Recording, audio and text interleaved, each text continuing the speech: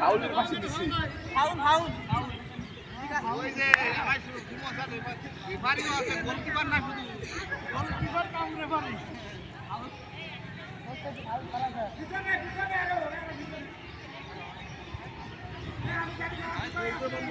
গাড়িতে ফাউল আছে কেন